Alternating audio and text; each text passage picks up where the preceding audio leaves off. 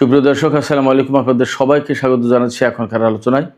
আপনাদের সঙ্গে আছি আমি সিরাজুল ইসলাম। দর্শক, ইয়েমেনে সৌদি আরব একদম ফুল ফ্লেজে অর্থাৎ পূর্ণাঙ্গ মাত্রায় সামরিক অভিযান চালানোর প্রস্তুতি নিচ্ছে বলে ইয়েমেনের হুতি সমর্থিত সরকারের পক্ষ থেকে দাবি করা হয়েছে। তার মানে আমরা মনে হয় খুব বড় রকমের যুদ্ধ দেখতে যাচ্ছি সৌদি আরব এবং ইয়েমেনের মধ্যে।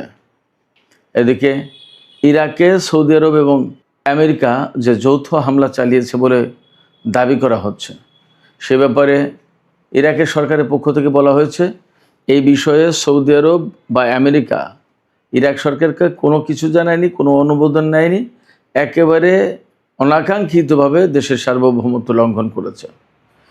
এদিকে ইরাকের যে প্রতিরোধকামী সংগঠনের উপরে তারা হামলা চালিয়েছে, তাদের পক্ষ থেকে আজ 31 জুলাই একটি ব্যালিস্টিক ক্ষেপণাস্ত্র উন্মোচন করা হয়েছে, যার পাল্লা 1650 কিলোমিটার। তার মানে পুরো সৌদি আরব ইরাকের এই ক্ষেপণাস্ত্রের আওতায়।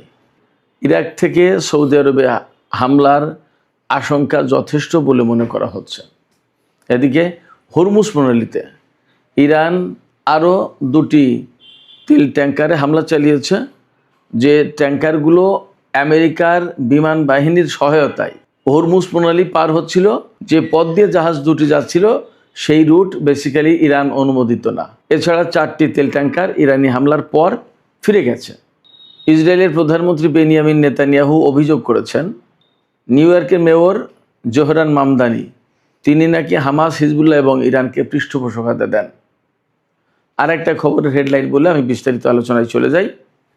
সেটি হচ্ছে ইউক্রেনকে আমেরিকা পেট্রিয়ট ক্ষেপণাস্ত্র প্রতিরক্ষা ব্যবস্থা তৈরির লাইসেন্স দিতে চেয়েছিল, সেইটা আর দেবে না বলে খবর বের হয়েছে। তো সুপ্রিয় দর্শক, আমি এতক্ষণ যে বিষয়গুলো বললাম এই বিষয়গুলো নিয়েই বিস্তারিত আলোচনা করার চেষ্টা করব। আশা করি আলোচনা ভালো লাগবে, আর যদি ভালো লাগে তাহলে শেষ পর্যন্ত সঙ্গে থাকবেন, আর ভিডিওতে লাইক, কমেন্ট, শেয়ার করে চ্যানেলটির সাথেই থাকবেন। দর্শক, চলুন আমরা বিস্তারিত আলোচনা করি।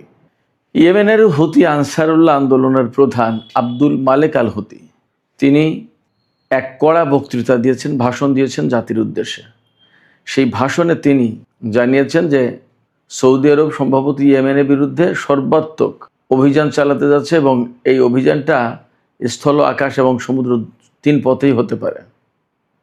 এবং এই 3 পথে অভিযান চালাতে গেলে সৌদি আরবের যে বিপুল পরিমাণের সেনা এবং সামরিক শক্তি দরকার, সেইগুলো জোগাড় করার জন্য সৌদি আরব এরই মধ্যে তৎপরতা শুরু করেছে।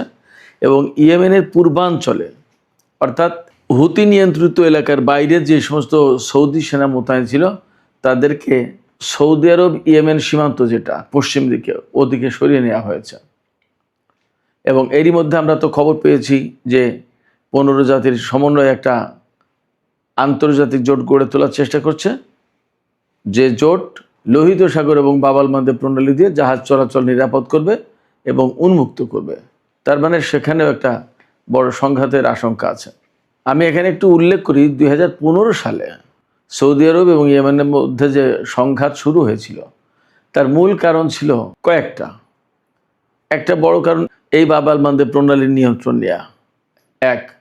2 হচ্ছে যে তখন ইয়েমেনের এই হুতিদেরকে শিয়া সম্প্রদায় বলে এই দ্বন্দ্বটাকে শিয়া সুন্নি দ্বন্দ্ব হিসেবে চালিয়ে দেওয়ার চেষ্টা করেছিল, বিশেষ করে পশ্চিমা দুনিয়া, আমেরিকা। এর পেছনে সবচেয়ে বড় যে কারণ ছিল সেটা হচ্ছে এই যে হুতি আনসারুল্লাহ আন্দোলন, যেটা এই হুতি আনসারুল্লাহ আন্দোলন বেসিক্যালি ইরান সমর্থিত। এদের প্রতি ইরানের সমর্থন আছে। কারণ হচ্ছে যে এই সংগঠনটা ইসরায়েল এবং আমেরিকার বিরুদ্ধে খুব শক্তভাবে দাঁড়িয়েছে অনেক আগের থেকেই, যার কারণে এদের প্রতি ইরানের সমর্থন ছিল। যেমন ফিলিস্তিন বা ইরাক বা লেবাননের যে সমস্ত সংগঠন আছে যাদেরকে ইরান সমর্থন দেয়, একইভাবে ইয়েমেনের এই সংগঠনটাকে ইরান সমর্থন দিত।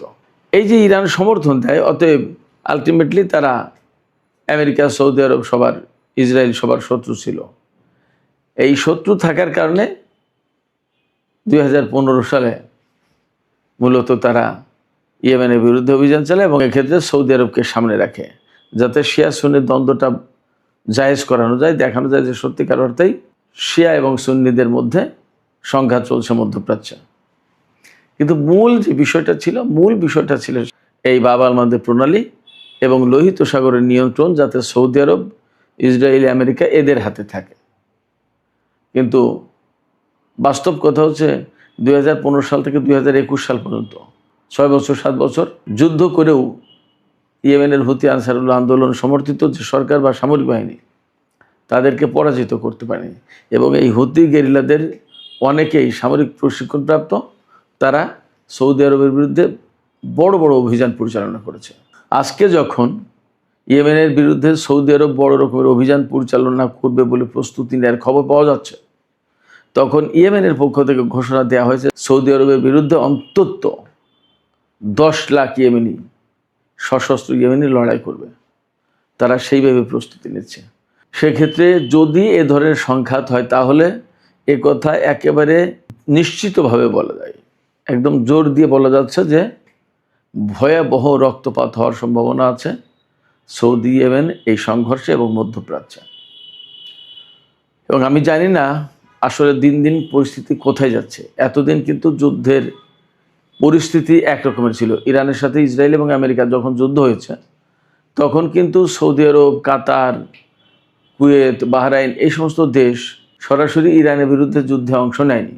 এখন যুদ্ধের আপাতত দৃষ্টিতে যখন তীব্রতা কমে এসেছে বলে আমরা ধরতে পারি, অনেক ক্ষেত্রেই বলা হচ্ছে যে মধ্যপ্রাচ্য থেকে, বিশেষ করে পারস্য উপসাগরীয় দেশগুলো থেকে আমেরিকা সেনা প্রত্যাহার করে নেবে কিনা বা কোনো কোনো জায়গা থেকে সেনা প্রত্যাহার করেছে বলে খবর পাওয়া যাচ্ছে। এইরকম একটা সময় সৌদি আরব ইরাকে হামলা চালালো এবং ইয়েমেনের সাথে দ্বন্দ্বে জড়িয়ে গেল। তাহলে বিষয়টা কি দাঁড়ালো? তাহলে ব্যাপারটা কি আমেরিকা সৌদি আরবকে এই মধ্যপ্রাচ্যের যুদ্ধে জড়িয়ে দিয়ে আস্তে আস্তে সে এখান থেকে সরে পড়তে চায় কিনা, নাকি সৌদি আরবকে জড়িয়ে দিয়ে মধ্যপ্রাচ্যে বৃহত্তর একটা দ্বন্দ্ব সংঘাত লাগিয়ে দিতে চাই? আসলে কোন পলিটিক্স, কোন পলিসি যে কাজ করছে বলা মুশকিল, বোঝা মুশকিল।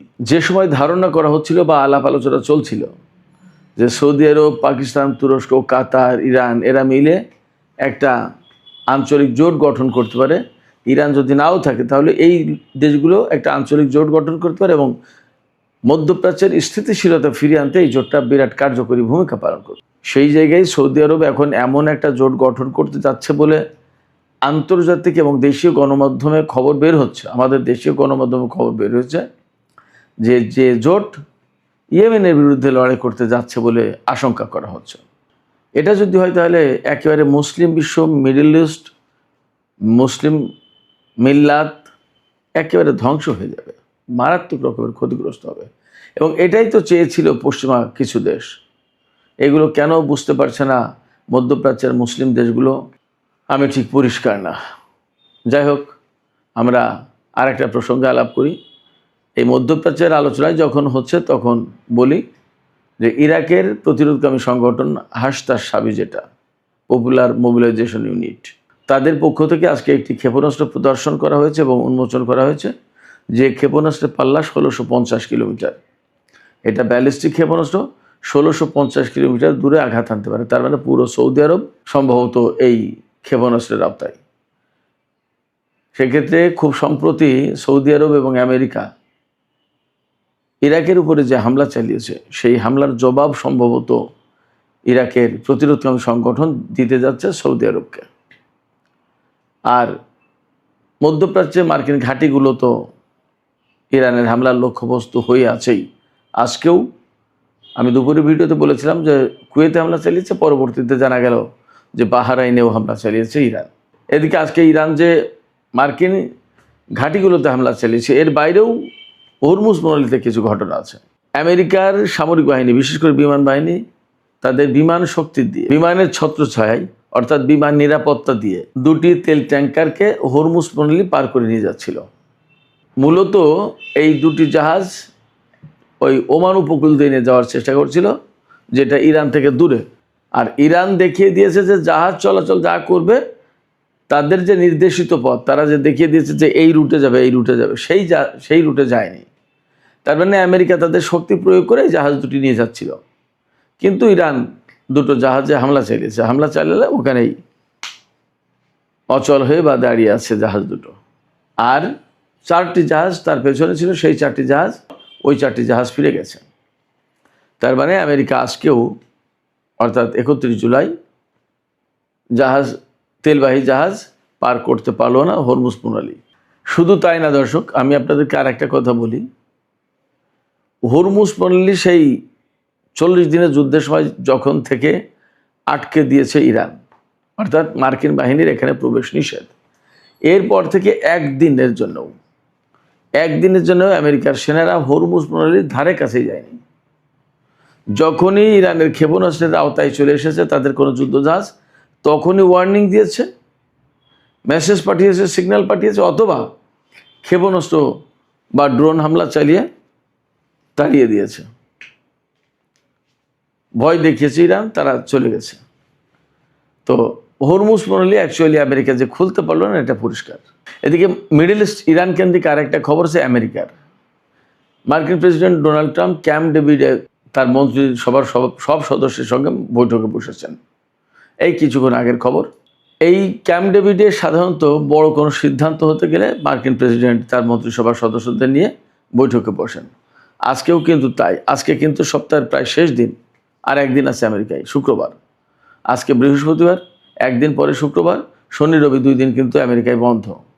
এবং ইসরায়েলের প্রধানমন্ত্রী বেনিয়ামিন নেতানিয়াহু সম্প্রতি আমেরিকা সফর করেছেন এবং ধারণা করা হচ্ছে তার এই সফরের পর আমেরিকা ইসরায়েল মিলে ইরানের বিরুদ্ধে অভিযান চালাতে পারে।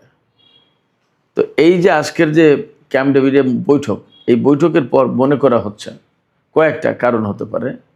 একটা হতে পারে ইরানের বিরুদ্ধে বড় কোনো সিদ্ধান্ত নিতে যাচ্ছে, হামলা চালাতে পারে, এটা একটা।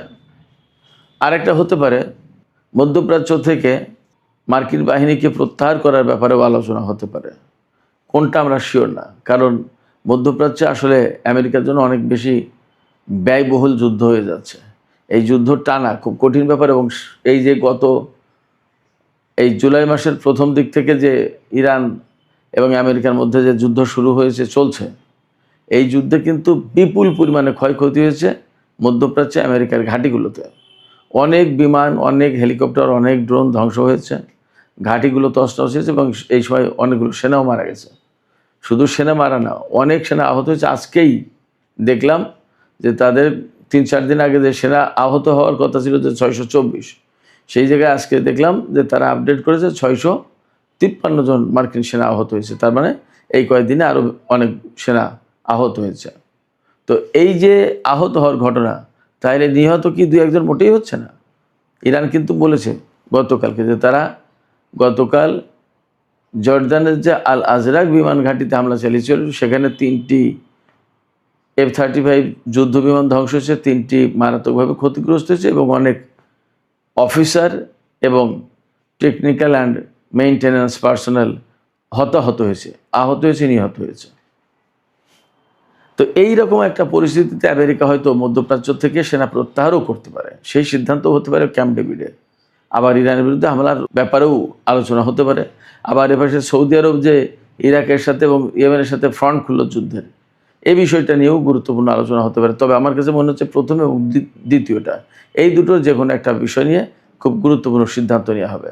আমরা সবই দেখতে পারবো, অপেক্ষায় থাকি। সুপ্রিয় দর্শক, আমরা এপাশে আরেকটু কথা বলি। সামাজিক যোগাযোগ মাধ্যমে সম্ভবত খবরটি দেখলাম যে কুয়েত থেকে মার্কিন সেনা প্রত্যাহারের বিষয়টি বিবেচনা করছে বা পর্যালোচনা করে দেখছে ট্রাম্প প্রশাসন। তার মানে আজকে যে ক্যাম্প ডেভিডের যে আলোচনা হচ্ছে আর এই কুয়েতের ব্যাপারটা অনেকটা মিলে যায় আমার দ্বিতীয় যে ধারণা, সেই ধারণার সাথে। দেখা যাক আসলে কি হয়।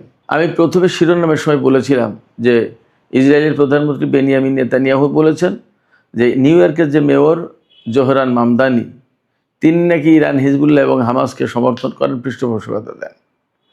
এই কথা কেন বলছেন? এর কয়েকদিন আগে মেয়র জোহরান মামদানি বলেছিলেন যে নেতানিয়াহু নিউ ইয়র্কে আসলে আমি তাকে গ্রেপ্তার করব। যদিও পরে মামদানি বলেছেন যে নিউ ইয়র্ক স্টেটের বা আমার মেয়র হিসেবে আসলে আমার সেই ক্ষমতা নেই, কারণ আমেরিকা আইসিসির সদস্য না, সেই কারণে ওই আইন আমেরিকার জন্য প্রযোজ্য না। তো ওই আইন প্রযোজ্য না হলেও নেতানিয়াহুর সাথে যে জোহরান মামদানির একটা বিরাট মানসিক দ্বন্দ্ব এবং দূরত্ব তৈরি হয়েছে, এতে কোনো সন্দেহ নেই। এই প্রসঙ্গে আজকে নেতানিয়াহু বলেছেন, আমি যদি কোনো দেশ সফরে যাই আর সেখানে যদি কোনো সরকার আটকের চেষ্টা করে, তাহলে আমাদের দেশের সেনারাই সেটা কাউন্টার দেওয়ার জন্য বা সেটা নস্যাৎ করে দেওয়ার জন্য যথেষ্ট। ধরুন কথার কথা, ফ্রান্সে গেল, ফ্রান্সের সেনাবাহিনী যদি নেতানিয়াহুকে আটক করার ব্যবস্থা করে বা পুলিশ, তো তাদেরকে কাউন্টার দেবে ইসরায়েলের সেনাবাহিনী। নেতানিয়াহুর বক্তব্য এটা। তাইলে অনেক বেশি শক্তি প্রকাশের বা শক্তির অহংকার দেখানো হলো এমন কি? আপনাদের মতামত জানাতে পারেন এ ব্যাপারে। আমি সর্বশেষ যে বিষয়টি নিয়ে আলোচনা করতে চাই সেটি হচ্ছে, অনেক আগে থেকেই ইউক্রেন আমেরিকার কাছে ক্ষেপণাস্ত্র প্রতিরক্ষা ব্যবস্থা চেয়ে আসছে। তাকে সম্ভবত পেট্রিয়ট ক্ষেপণাস্ত্র প্রতিরক্ষা ব্যবস্থা দিয়েছেও, কিন্তু সেগুলো খুব একটা কার্যকর হতে পারছে না। রাশিয়ার হাতে ওরেশনিক থেকে শুরু করে অনেকগুলো হাইপারসনিক ক্ষেপণাস্ত্র আছে। হাইপারসনিক ক্ষেপণাস্ত্র পেট্রিয়টে ঠেকাতে পারবে না। তারপরেও এই যে কয়েকদিন আগে তুরস্কে যে নেটো জোটের সম্মেলন হলো, সেই সম্মেলনের সময় একদম প্রকাশ্যে ডোনাল্ড ট্রাম্প ঘোষণা দিয়েছেন যে আমরা ইউক্রেনকে এই পেট্রিয়ট ক্ষেপণাস্ত্র প্রতিরক্ষা ব্যবস্থা তৈরি করার জন্য লাইসেন্স দেব। এই লাইসেন্স পেলে ইউক্রেনের পক্ষে আর এই ক্ষেপণাস্ত্র প্রতিরক্ষা বাড়ানো কোনো ঝামেলা হবে না, কারো কাছ থেকে আর চাওয়া লাগবে না। তো আজকে ডোনাল্ড ট্রাম্প বলেছেন যে তিনি ইউক্রেনকে এই লাইসেন্স দেবেন না। তিনি প্রকাশ্যে কয়েকদিন আগে বলে গেলেন দেবেন, আর আজকে বলছেন দেবেন না। এই জায়গা থেকে আরেকবার একটা কথা পরিষ্কার হয়ে প্রমাণিত হয়, সেটা হচ্ছে যে ডোনাল্ড ট্রাম্প আসলে কাউকে কথা দিলে সেই কথা যে রাখবেন তার নিশ্চয়তা থাকে না। সুপ্রিয় দর্শক, আমি যে বক্তব্য দিলাম ট্রাম্পের এই ব্যাপারে, আমার এই বক্তব্যের সাথে কি আপনাদের কোনো দ্বিমত আছে? নাকি ট্রাম্প আসলেই বারবার ওয়াদা খেলাপ করেন, চুক্তি ভঙ্গ করেন এবং এই রেকর্ড যথেষ্টই আছে? আপনাদের মতামত জানিয়ে কমেন্টে লিখতে পারেন। আর ভিডিও ভালো লাগলে লাইক, কমেন্ট, শেয়ার করবেন এবং চ্যানেলটি সাবস্ক্রাইব করে সাথেই থাকবেন। দর্শক, এখনকার মতো আলোচনা এখানে শেষ করতে চাই। আপনারা সবাই অনেক অনেক ভালো থাকুন। আল্লাহ হাফেজ।